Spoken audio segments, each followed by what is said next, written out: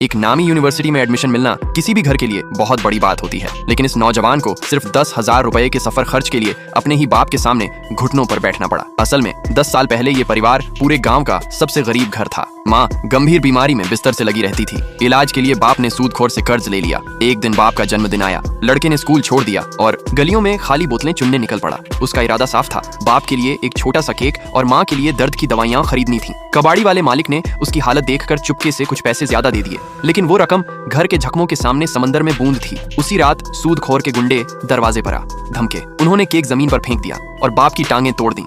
घर में चीख पुकार मच गई। ठीक उसी वक्त गांव का प्रधान आ पहुंचा। उसने गुंडों को भगाया, कर्ज चुकाया और इलाज के लिए पैसे भी दिए। उस दिन लड़के की आंखों में आंसू थे। वो वहीं जमीन पर गिर पड़ा और कसम खाई, मैं पढ़ूंगा, मैं आगे बढ़ूंगा और एक दिन आप सबका कर्ज चुकाऊंगा। 10 साल बीत गए। लड़का वाकई आगे बढ़ा। उसका सिलेक्शन अमेरिका की यूनिवर्सिटी में हो गया, लेकिन किस्मत देखिए, घर में इतने पैसे भी नहीं थे कि टिकट कट सके। मजबूर होकर बाप को फिर प्रधान के दरवाजे जाना पड़ा, लेकिन इस बार प्रधान बदला हुआ था। उसने न सिर्फ बाप बेटे को जलील किया, बल्कि घुटनों पर बैठने को मजबूर किया। क्यों? क्योंकि वो अपनी बेटी की शादी किसी अमीर घराने में कराना चाहता था और ये लड़का उसके रास्ते की रुकावट बन रहा था। उसी पल प्रधान की बेटी आ गई। उसने साफ कहा, अगर इससे शादी नहीं हुई तो मैं किसी से नहीं करूंगी, और वो भी अपने बाप के सामने घुटनों पर बैठ गई। आखिरकार प्रधान मान गया, लेकिन शर्त रख दी, घर और जमीन गिरवी रखनी होगी।